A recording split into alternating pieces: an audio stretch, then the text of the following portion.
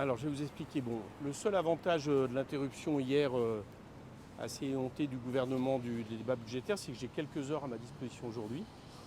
Donc, j'avais dit qu'aussitôt que j'aurais quelques heures, je viendrai à Bercy pour aller chercher les documents, enfin, en tout cas les consulter, annoncés par Éric Lombard cette semaine, qui semblerait démontrer que, contrairement à ce qu'on pensait jusqu'à maintenant, ce que donnait notamment une étude de l'Institut des politiques publiques, il n'y a pas quelques centaines d'ultra-riches qui ne payent quasiment pas d'impôt sur le revenu, mais plutôt plusieurs milliers. Ce qui évidemment, j'allais dire, augmenterait d'autant l'ampleur des recettes en moins pour l'État, puisque chacun comprendra qu'en réalité, ça veut dire que ces gens-là ont une imposition globale, tout compris, quasiment 2 fois inférieure à la moyenne des Français, alors que leur fortune, évidemment, est exponentielle par rapport aux Français. Bien, donc c'est à la fois, évidemment, un problème d'égalité devant l'impôt, mais c'est aussi de l'argent qui manque par dizaines de milliards à l'État. Et au moment où le débat budgétaire actuel tourne autour de savoir comment on réduit les déficits, et que, on va dire, la droite, le Rassemblement national, les macronistes proposent de couper dans les dépenses budgétaires, nous on dit que les dépenses fiscales, ça suffit, quoi. Et notamment celle-ci, qui avantage l'ultra-riche. Donc je suis venu chercher à Bercy ces documents, accueillis, je crois, très bien par la DGFiP, me semble-t-il, qui est déjà là, comme ils le font à chaque fois d'ailleurs, et j'espère pouvoir en tirer des enseignements. Vous venez chercher quoi? Des statistiques, des Oui, noms oui, des... oui. Non, des noms, non. Je ne pense pas qu'il y aura des listes de noms. Là, il faudrait que j'ai un travail peut-être plus poussé, parce que je peux effectivement aller consulter, je l'ai déjà fait d'ailleurs, certains dossiers fiscaux. Mais là, c'est plutôt des statistiques que je cherche, c'est-à-dire des éléments, notamment, je crois, qui ont servi au moment où on parlait de la contribution différentielle. J'ai pu comprendre qu'il y avait des notes là-dessus, d'après mes sources bien renseignées. Donc voilà, je vais chercher ces documents et comme ça, je pourrais en tirer des conclusions qui, à mon avis, sont utiles par rapport au débat en cours, puisque, si j'ai bien compris, le débat a été interrompu hier.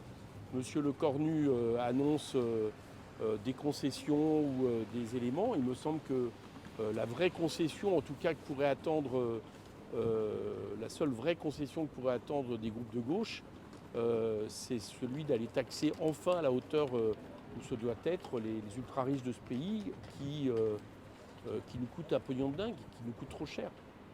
Amélie Montchalin dit qu'il n'y a pas de liste à Bercy avec tous les noms des gens qui ont un revenu fiscal à zéro alors qu'ils gagnent plein d'argent. Vous la croyez pas? Oui, mais ça c'est tout Amélie Montchalin. Je vais vous raconter une petite histoire, juste pour bien comprendre, qui a un lien avec le débat actuel. Je ne sais pas si vous avez vu, mais j'ai cru comprendre dans les Échos ce matin qu'on expliquait que les ordonnances étaient prêtes. Bien. Pour que les ordonnances soient prêtes, c'est-à-dire il faut que c'était testé au Conseil d'État. Et vous savez qu'au début de la semaine, il y a eu des rumeurs, y compris des voix qui appelaient certains journaux pour dire les ordonnances sont au Conseil d'État. Je demande à Émilie de Montchalin ce qu'il en est mardi, et elle me dit non, il n'y a pas de A à Z des ordonnances qui ont été transmises au Conseil d'État. Ok, de A à Z peut-être, mais de A à M peut-être. Donc c'est un peu la même chose, c'est-à-dire qu'Amélie Montchalin répond à côté. Je ne viens pas chercher là des listes avec une liste de noms. Ça, je pense qu'effectivement, je ne vais pas la trouver. Elle serait peut-être possible à faire. Ça serait une bonne surprise si elle existe. Mais je ne vais pas la trouver.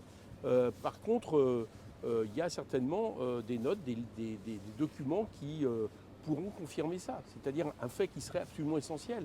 C'est que s'il y a des milliers de personnes qui sont dans cette situation, comprenez bien que c'est plus un coût environ de 15-18 milliards, c'est-à-dire l'argent que comptait aller chercher la taxe Zuckman, si vous voulez, parce que la taxe Zuckman est exactement sur ce problème. C'est-à-dire ceux qui n'ont quasiment pas de revenus, enfin qui déclarent quasiment pas de revenus plutôt, qui échappent à l'impôt sur le revenu et qui transfèrent à peu près toute leur richesse sur du bien professionnel. Bon. Si c'est des milliers de personnes, vous voyez bien que on est sur une toute autre ampleur en termes de rentabilité.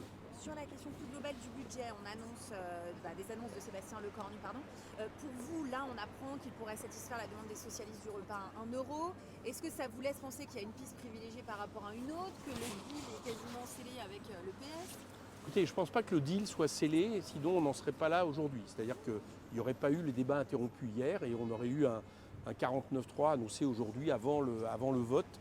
Donc ça montre qu'ils n'en sont pas là, pour une bonne raison d'ailleurs. C'est que si vous regardez les débats budgétaires cette semaine à l'Assemblée, ça a plutôt aggravé, en tout cas, vu de la gauche, ça a plutôt aggravé le budget. On en est à encore plus de coupes budgétaires, encore plus, on est revenu sur énormément de taxation des hauts revenus. Par exemple, la taxe sur les holdings a quasiment été effacée. Donc, je pense qu'on est loin quand même des concessions qu'il faudrait faire. Bien. D'ailleurs, la preuve, parce que si la concession faite au PS pour permettre de ne pas voter le 49.3, c'est le repas à 1 euro, qui, je vous le rappelle d'ailleurs, avait été voté à l'Assemblée dans une niche. J'allais dire que comme en même temps on baisse de 6,1% le budget de la vie étudiante, c'est-à-dire des universités, vous voyez bien que le compte n'y est pas. C'est-à-dire on peut pas. J'espère qu'aucun groupe, même si j'ai quand même quelques doutes, mais aucun groupe de gauche n'accepterait de ne pas censurer le gouvernement uniquement pour ce type de mesures. C'est même en deçà de ce qu'avait promis François Bayrou à travers le conclave, les 4000 pôles d'enseignement non supprimés, qui d'ailleurs sont supprimés dans ce budget. Donc voilà, bon, s'il a vraiment que ça dans sa musette, ça va être compliqué.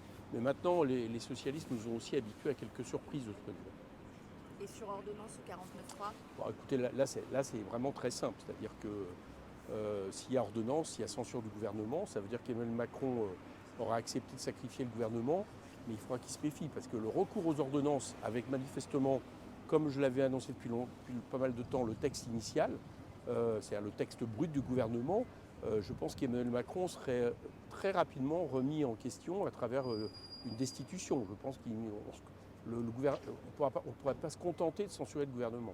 Même s'il y a un PGL fiscal derrière pour Ouais, mais supprimer ça, des mesures consensuelles. si on croit un gouvernement qui fait passer un budget intégral qui est équivalent de 30 milliards de coûts budgétaires et qui nous parle d'un PLFR hypothétique par la suite, vous savez, depuis quelques jours, j'observe que M. Lecornu traite les oppositions qui s'opposent de menteurs, de traîtres, de saboteurs. J'observe que celui qui aujourd'hui, quelque part, on peut dire, s'est moqué de l'Assemblée, c'est l'autre de Matignon. Voilà. Donc j'invite ceux qui pourraient croire à ces belles paroles à ne pas les croire. Voilà.